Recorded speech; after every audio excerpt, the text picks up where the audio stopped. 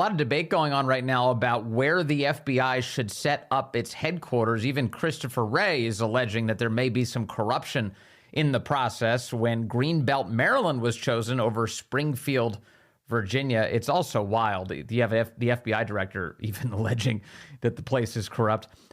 For more on all of this, I want to bring in a guy who's familiar with these stories. It's Steve Friend. He's a senior fellow at the Center for Renewing America and a former FBI agent, and he joins us on the phone. Steve, thank you so much for this.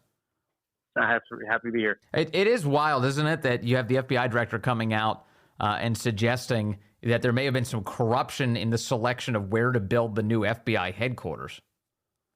Yeah, I think so. And I'm always looking at anything Christopher Wray says with a skeptical eye, and got to look at the Google Maps. How far is that commute for him to Manassas, where the FBI jet is, because he loves to abuse his jet privileges and makes a flight of Reagan to pick him up. So maybe it's some personal self-service there. He just doesn't want to sit in the car as long. Yeah, maybe like for it to be near his house.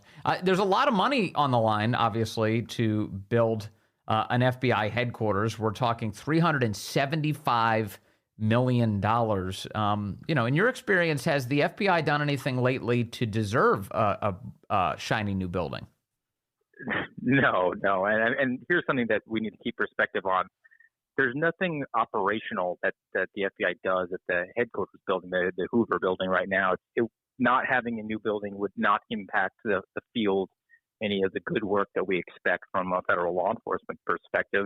And I think this is a symbolic gesture here. This is Congress signing off on what's going on, which is clearly a weaponized FBI that's going after their political enemies, their perceived political enemies, and it's definitely a two-tiered system of justice, and they are not deserving of a facility that is larger than the Pentagon.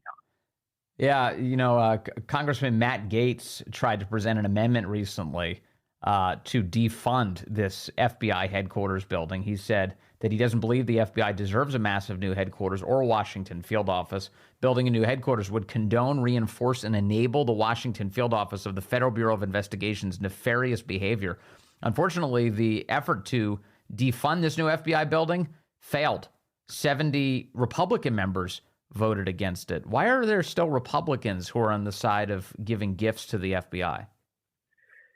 I think that they are very concerned about being painted as a defund the police politician. That just doesn't play well with what they think their base wants. But they need to divorce themselves from that notion because, again, there's no law enforcement that's going on at the FBI headquarters. I would argue there's not a lot of law enforcement that goes on in the field, actually. There needs to be a increased focus on local law enforcement, which is why I think that significant reforms to the FBI, if you don't scrap it entirely, would be focused on serving their local partners and then directing resources to them instead of continuing to grow the bureaucracy and then being rewarded with brand new facilities. Right. We need to reprioritize local law enforcement nationwide, because it seems like even in cases where the local law enforcement turns down arrests, or if you have local prosecutors who say, we're not going to prosecute this crime, these days, under the Biden administration, that's not the end of it. So in Mark Houck's case, the FBI came after him. And even local prosecutors, to include a Soros-funded prosecutor, were saying, yeah, there's nothing to go after here. Yes, I think that you've got a couple of combined forces here. There's an ideological capture that's going on, where certainly the FBI is going after its perceived political enemies. But there's also pressure because they have a quota system and they have to hit their numbers, and this is why they look for the low-hanging fruit. And the FBI hasn't had any of those headline-grabbing cases that came out where people said, wow, that's great job, that's good, a solid, complex investigation by the FBI. Normally what you're seeing them is touting that they stopped some sort of serial armed robber. And then when you dig into the details, you find out that local police arrested somebody who robbed 2 auto repair stores in one day, and it was 3 years ago. But the FBI came in and adopted the case and just has it in the books for a few years and then got their press release after the fact. And they're counting on people not actually digging into the details. They don't really do the complex investigations that we expect of them, and they're represented on pop culture through TV and movies. What did you make of, there was this last week, there was a manhunt in central New Jersey for a January 6th suspect. They shut down an entire community in central New Jersey. They told people they needed to shelter in place. The FBI never indicated that the man they were looking for was a threat to the public. They never said that out loud. They just told everybody to shelter in place. They had an overwhelming show of force, SWAT teams all over the place, helicopters in the air. It seems like a pretty dramatic, theatrical use of force that was never necessary. What's your view? I concur with that. Look, this is the process becoming the punishment, and it's being applied to specific subjects of investigation, particularly those who were accused of committing crimes on January 6, 2021. There are a host of options that the FBI has to bring anyone into custody, and as the premier law enforcement agency for the country, they should pride themselves on doing it using the least amount of force necessary. And this is sort of the crux of one of my whistleblower disclosures that I brought forward. They were using too much force. It was presenting a risk to the public safety, to the actual FBI employees. You can call someone on the phone and say surrender. You can use local law enforcement assets. You can use surveillance. And when the guy drives to work, maybe just pick him up when he stops off to get a cup of coffee and gas up.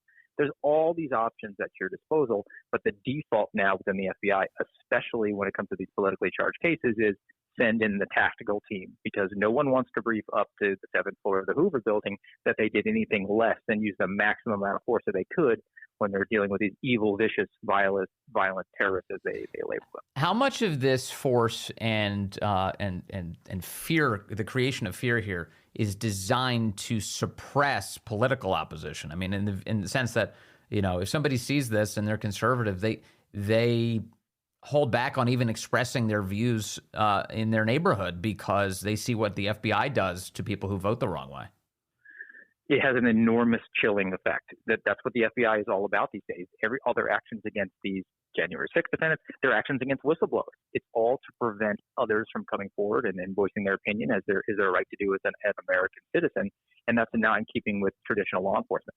Law enforcement is supposed to be about the process. You bring someone into custody after you properly investigate them, and then you leave it up to the court and a jury of their peers to decide their fate. But now the FBI has taken on this new role where they're going to actually punish people before they have their day in court, and that's just outside of its purview. It's outside of its prime directive as an agency, and it's very disturbing here, especially when they are choosing who they're going to apply this to. Let me ask you about what's happening with some of these Democrats that the FBI has been going after lately. It's kind of interesting, and I'm so cynical that I'm skeptical of all of it now. But they're going after Bob Menendez. They say he has a bunch of gold bars. He had relationship with the Egyptian government, and it's just a good, earnest case of stopping corruption. Obviously, Bob Menendez is notoriously one of the most corrupt senators in all of Washington, so he fits the description, no question. They're also going after Eric Adams, who I should note is a pretty big-time Democrat critic of the Biden administration when it comes to their border policy.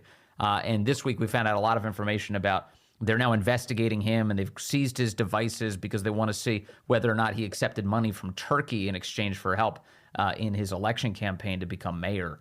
Are you skeptical of the public stories when it comes to these Democrats and the pursuit by the FBI?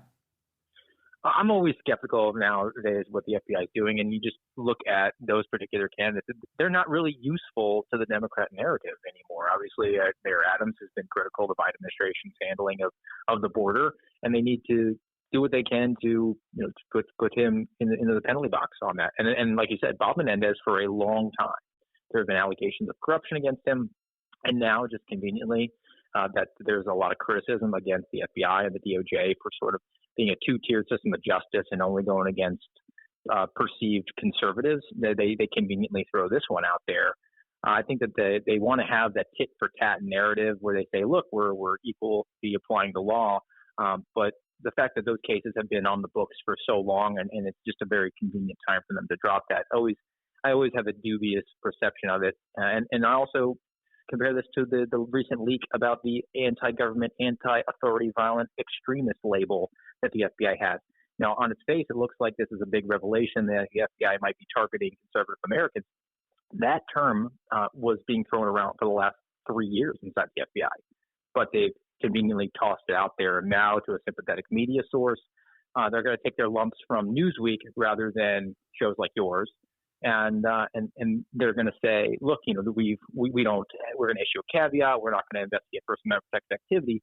But again, this is out there. This is in the system. This is in the ecosphere. And it's going to have a chilling effect on people because they don't want to fall into the crosshairs of the FBI.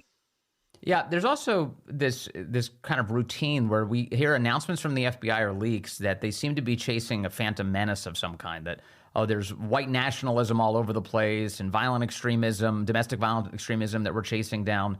But we never hear reports about, what are you doing to stop the actual violence and civil unrest and uncivil unrest around the country. So you're looking at Antifa violence. You look at Cop City in Atlanta, the efforts to try and stop police from building a training center there. You see all of this pro-Hamas violence that's taking place across the country. You just saw this week an attack on the DNC headquarters, a riot there by Democrats, anti-Israel Democrats. And then this week we also heard from FBI Director Chris Wray that he's apparently deeply concerned about the terror threats posed by all of the people pouring across our border. If that's the case, why is the investigation into January 6th the biggest one the FBI's ever conducted? Why are we not actually prioritizing the real threats?